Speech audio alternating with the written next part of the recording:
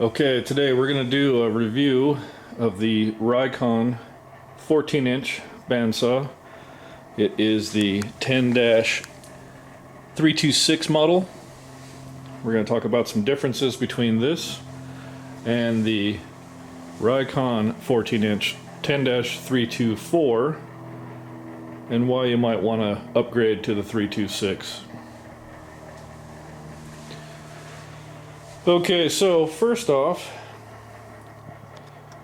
I've had this bandsaw now for about 2 months and it works pretty well. It's got a lot of features packed in for the price point that it's at.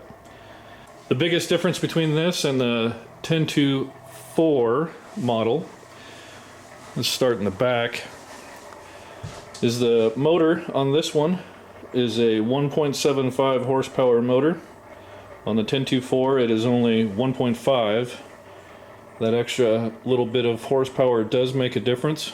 1.75 is the biggest that you can plug into a standard 110 outlet in a house. Anything beyond that you're going to have to go to a 220 outlet and a different power source. So that's something to consider when you're looking. More horsepower is always better when you're doing larger cuts and you need that extra horsepower to get through. It doesn't bog down. Something else to consider on the back, the trunnion on the 326 you can see is fairly large. It's got a nice lever here which locks the trunnion in place. On the 324 the trunnion's about half that size and it has a knob back here, similar locking, but it's a knob instead of a lever. You can see here this bolt is a stop. It acts as a stop to keep your table level and 90 degrees with your blade. So if you undo this locking lever here, then you can rotate your wheel and you can see that your table will adjust to whatever degree you set it at. And then here you can see it locks back into place at your stop setting. Now if you are to raise that up and twist that out of the way, now you can go beyond and have your table actually pivot that way a small amount. It's not going to be nearly as great as the other direction. If you slide that back in place, your lock goes back in place and you lock this back down. Now the one thing I will say about this bandsaw overall, as far as a negative goes, is the wheels feel cheap. There's some play here. They just don't feel robust. They work fine, but they have some play and it just makes me feel as though it feels cheap. The dust collection on the back is a 4-inch port. It works okay at best. I don't think it works extremely well. It does keep the inside clean, which we'll look at in a minute, but as with most bandsaws, you're going to get some dust on top of your table and it's going to blow around a little bit. So a little better dust collection is desired for sure. I know on some of the other bandsaws that I looked at when I was purchasing this one, they had a dust collection up higher. I don't know if that's going to make a big difference as far as getting more volume of air at the throat plate and the blade. With it being down this low, it's not really getting much airflow at the throat plate. So some of that sawdust capture is lost. If we look at the back here, we have a knob that locks this crank, which then adjusts the height and the exposure of the blade, as you can see. And this locks it back down in place. Again, the crank just feels a little cheap. Over here, this knob will take care of adjusting the angle of your wheel so that it goes forward or back on the top, and that helps align your blade. This lever here can be pulled over and that reduces the tension on your blade. So if you're not going to be using your bandsaw for very long or for a longer period of time, you're going to want that lever undone, and then it's easy to put it right back into place. Lock the lever back. That makes your blade life so you don't stretch your blades and you don't warp your tires on your wheels and whatnot. You have a 110 plug-in back here on the back, right there. That's a great plug-in spot because you can attach a light so you get better light on your blade, which I did recently purchase and I'll do a review on that, but it helps significantly for doing the smaller cuts and with smaller blades. Gives you better visibility. On the side you do have a measuring tape there, which will help get an idea of how high your blade height is set. Okay, so let's go to the inside. Another big difference on the 324 versus the 326 is the wheel itself. So this is a cast iron wheel. On the 324 you have a cast aluminum wheel. The weight is going to be significantly heavier on this model, and that's going to give you more momentum as the blade goes around. Less chance of bogging down. It's going to help power through because you have that extra weight spinning, so it's going to be less likely to slow the blade down on that heavier, thicker wood, especially when you're doing resawing of a hardwood. Inside here you have the blade tension guide, which is almost useless. It doesn't line up correctly. As you can see, it's set at 5/8 there, and I have a 1/4 inch blade on here, so it isn't accurate. There is a setting where adjustment where you can set that so that it is set up, but I still found that even if I set that to the previous blade, which I had on here was a 5/8, when I changed it, I had it set correctly for 5/8, I changed it, and it doesn't change the amount correctly to accommodate the 3/4 inch blade or the 1/4 inch blade I also have. So the top up here, this wheel will pull this flywheel up and down to adjust your blade tension. Pretty straightforward with that. It does have a nice window here for viewing where your blade is on the flywheel. Something I do want to note, I did a lot of research and review on how to set up the bandsaw to get rid of drift, and this saw does remarkably well with 0 drift, and I can say that confidently because I've set up multiple blades on here and I can run the saw without any drift. I know a lot of people talk that all their saws have drift, but if you set it up correctly, you can get rid of that drift.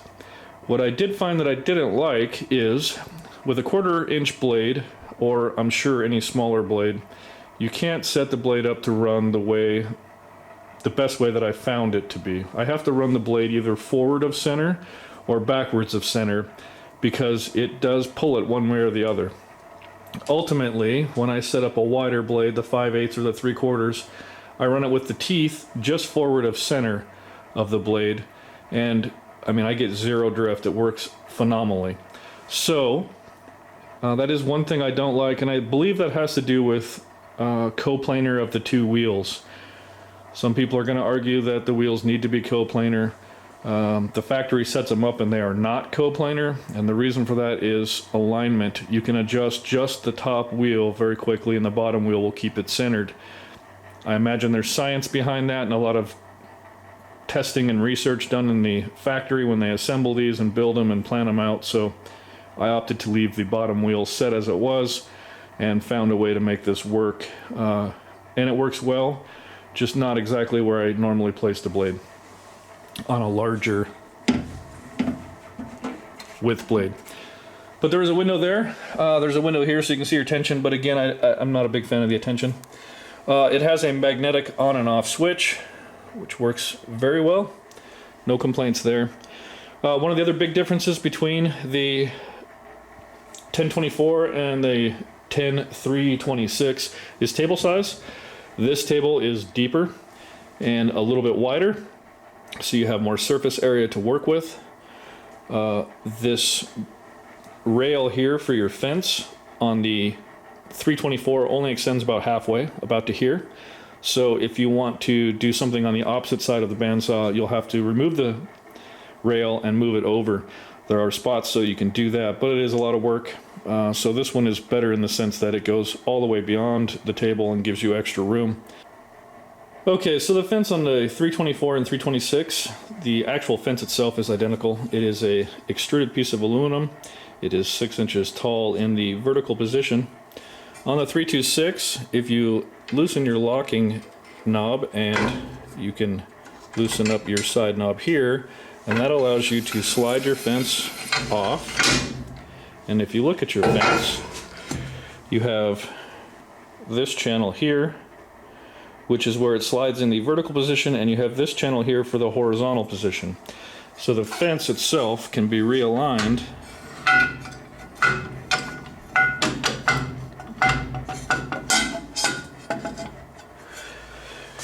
on the bottom of the fence. There is a plastic slide that rests on your table to keep the aluminum from sliding on the cast iron.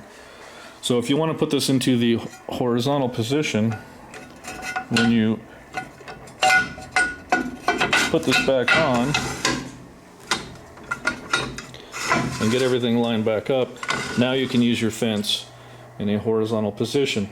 The one downside to this is you are rubbing on your table over here at this side because there is no plastic groove to keep it up.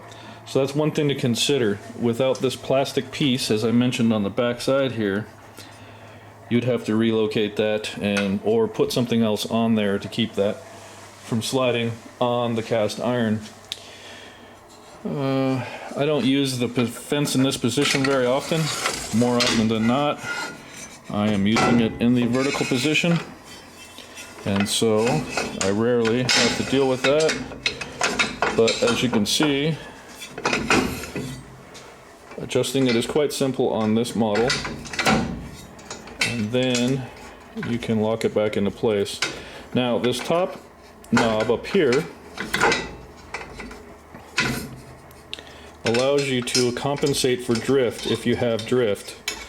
Now again, as I mentioned earlier in the video, I don't find a lot of drift in my saw when I set it up. However, if you look at this, you can adjust this knob to account for any drift you may have, and then simply lock it in place with this bottom lock nut and it stays.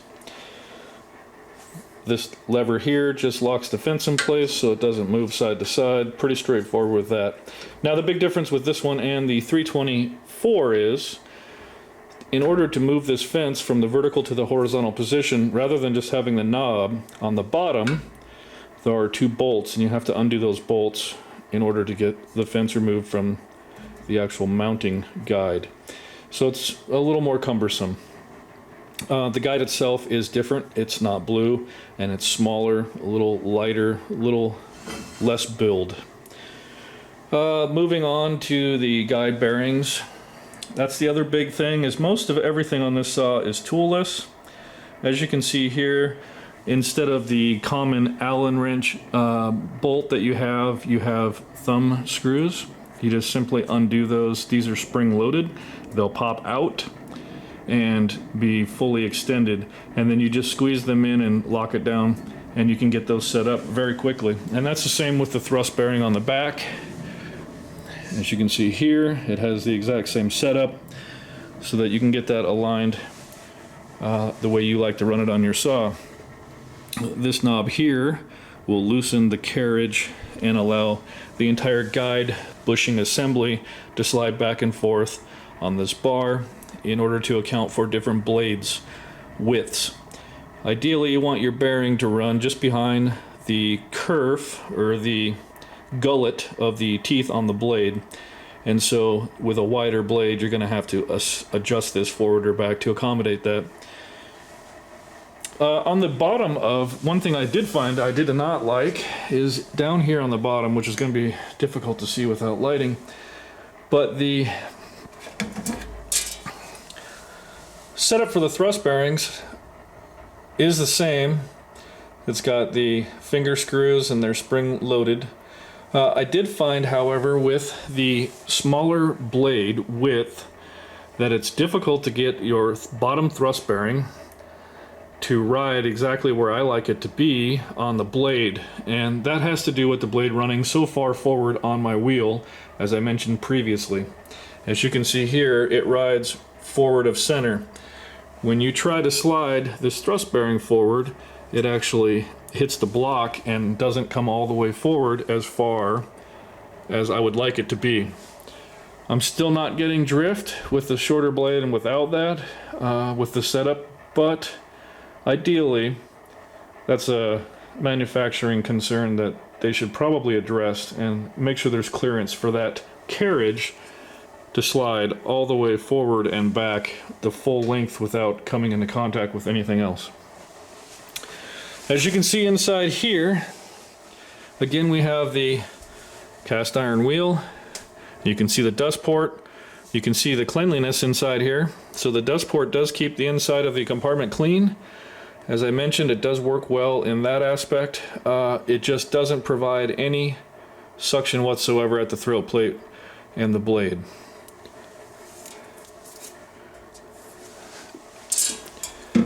Okay, so the other big difference is the closed cabinet. On the 324, you have an open stand rather than the cabinet. The cabinet's a nice place to store things. I got a couple of blades in there, owner's manual.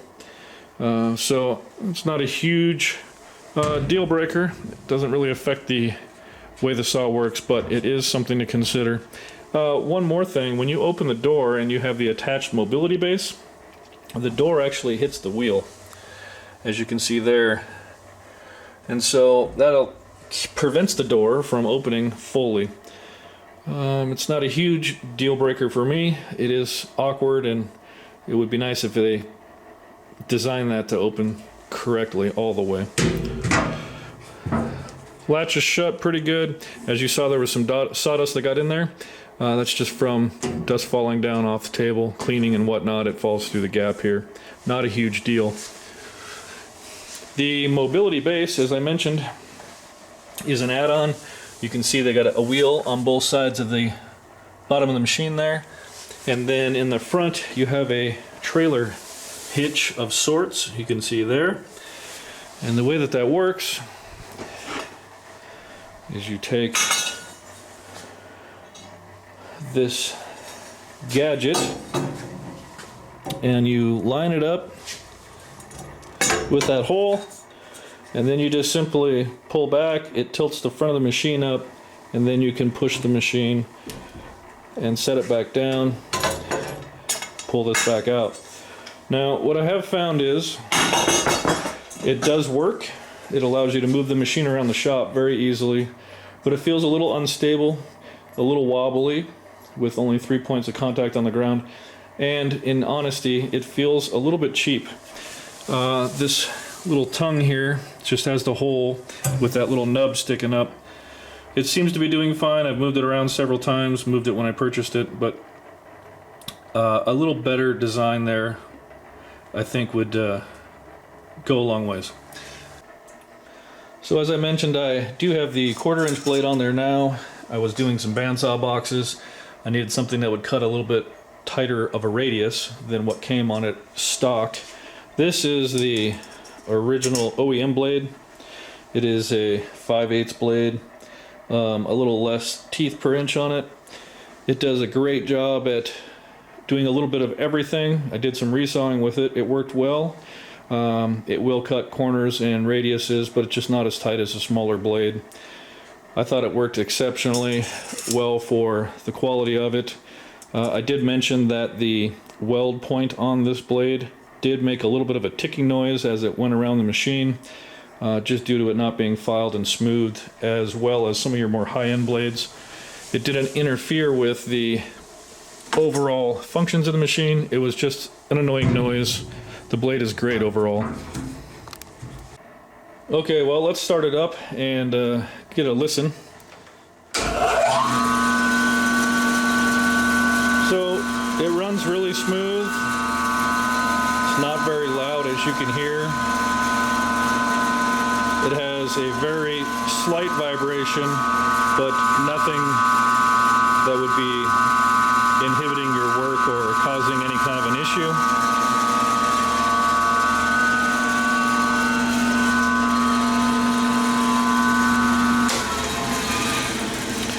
There is no brake on this saw. Something to consider when purchasing. A lot of saws from some different manufacturers do have a brake, so that when you hit the off switch, it actually does slow the blade down and stop it. This one will spin freely until it comes to a stop. Now, something else about the amount of time it takes for it to come to a stop has to do with the cast iron wheels on the top and bottom versus the cast aluminum. You have a lot more mass there spinning, so the momentum is going to keep it going a little bit longer than, say, a lighter flywheel, which plays into power and ease of cut. So it's a trade-off, and really, if you know that there's no brake and it's going to continue to spin, keep that in mind. For safety reasons, you should be fine. Well, that about wraps us up for the Rikon 14-inch bandsaw 10-326. I hope the video helped. Look for more in the future. Happy woodworking.